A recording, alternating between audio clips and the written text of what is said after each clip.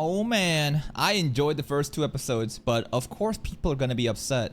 Fans furious over cut content. And Lord of the Mysteries author responds, bro. I always love how he uses the ReZero hashtag in this too. Anyways, let's check it out. Some novel readers are freaking out over supposed cut content for the Lord of the Mysteries anime, and due to this, the author Cuttlefish had to put out a statement about the concept of event-based structure. I mean, like, how often does this happen? Every time. Anytime you have a highly anticipated, adaptation of a light novel or some sort of like web novel, webcomic, whatever, they're gonna try to make it condensed, right? There's like they're thinking about a different audience and they're trying to make it concise and try to keep the engagement going, because like if you make this shit too much of a slow burn and try to include everything, then maybe the small percentage of these like quote-unquote hardcore fans would be pleased, but then basically 99% of the actual demographic who would watch this, who are the casuals, would be like, what the fuck is going on? I don't want to watch it, right? There's a delicate balance to it. It's always going to happen. People are always going to be upset. Structure. This basically means when adapting the story, Also, what do you mean by that? We're talking about the concept of event-based what? Out a statement about the concept of event-based structure. Okay. This basically means when adapting the story, the studio tried to group related events together and present. Do we have the tweet to this? That means they try to group related events together and present them within one episode or two, or at most 3. Because the story flows around complete events. Honestly, I think that we also have a tweet about this from... Hold up. Let me see if I can pull it up, because I think this is actually pretty important information. There's also this one, right? Now, these are just Lord of the Mysteries Q&A stuff that we can check out maybe later on. I think it's more of this, though, right? Yeah. I think it's really more about this, right? And this is a fan account, Lord of the Mysteries World. I'm sure it's reputable sources. Sure, let's just go with that. As it is clear of the comments made by the boss and the studio staff, no one is satisfied with the pacing in the first 3 episodes of Lord of the Mysteries. So everyone is upset about this. However, they were forced into this due to a contract that required them to adapt the clown fight within those first 3 episodes. Slight spoilers, but I guess it is like... Basically, it's gonna be important hype action stuff that needs to be front-loaded in order to appease to the masses who are the main demographic watching this Donghua. If they didn't have this kind of pacing and this type of, structure, that fight would have been delayed until many episodes later on, and at that point, maybe people would have already dropped it and don't really care about it, right? This is mainly because of Tencent and its specific contractual terms, as many fans in China pointed out. Tencent showed no concern for proper pacing. Their only priority was to showcase the clown fight by episode 3. And you know what? That's kind of based in how Tencent is aware of like the first 3 episode rule. They obviously, I mean, when I think about like corporations and people in producers in suits and stuff like that, I just think that they're just very unaware of what the average fan wants, and they have no clue. They're out of touch, and they just try to milk money. It seems like they're very intentional.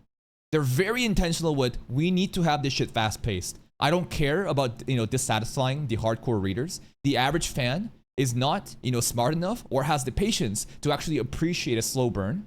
Those audiences, need to have this key being jingled in front of them, and the clown fight must happen by episode 3. And that also, explains the first 2 episodes in releasing in the first week, rather than because like I think did Freerun do this too?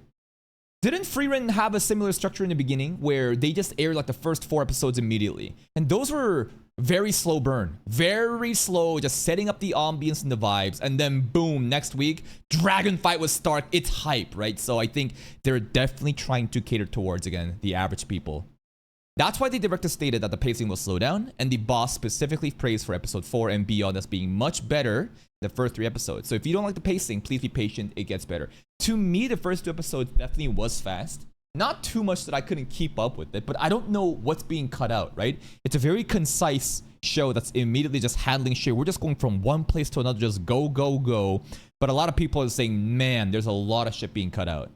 And this is just, we're talking about how the episode 3 mandate aligns with the widely accepted 3 episode rule that viewers use to judge anime Donghua. Naturally, there are some regrets about the first 3 episodes. Painful compromises have to be made.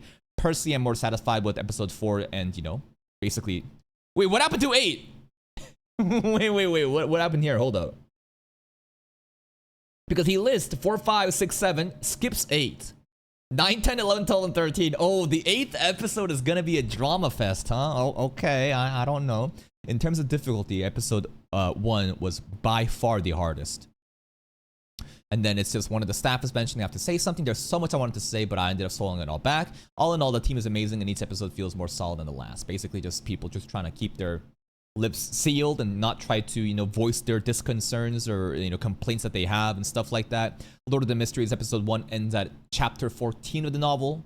Episode 2 ends at chapter 44 of the novel. And episode 3 ends at chapter 74, 75 of novel volume 1, right?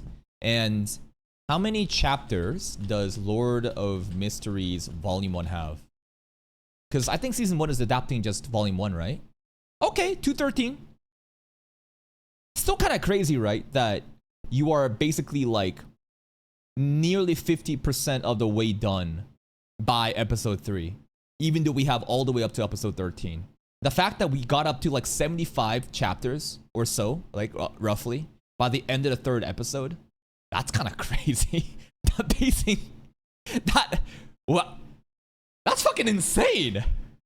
You half the volume almost has already been done within the first 3 episodes. Yeah, I can see why people will be upset about that. That makes a lot of sense. This basically means when adapting the story, the studio tried to group related events together and present them in one episode, or at most 2 or 3, so the story flows around complete events. Cuttlefish also said he really liked the idea because as a web novel author, he usually published new chapters daily. And in that format, if an event stretched more than a week, readers would tend to get impatient, which is why he split events apart across many different chapters. Okay. However, if you try to use that strategy in the anime, some events that begin in episode 1 would continue on till episode 4 and conclude in episode 6. Given that the anime only airs once a week, yeah, it's impossible, right? Like, you have 13 episodes to get 200-something chapters done. There's no way we can do a one-to-one. It doesn't make sense. this kind of structure could lead to a poor viewing experience. And this is why Cuttlefish says he believes that the director's approach of using complete event structure is a good one. What's more is that this reconstruction still follows the general timeline. They simply shifted around certain plot points that don't affect the core storyline, placing some earlier and pushing others later. Though Cuttlefish did warn that due to this, some slice of life moments and character introductions might be Yeah, a lot of people were complaining about, oh no, they cut out all these, you know, important character interactions, slice of life that builds up Klein, Melissa, Benson, you know, their family structure,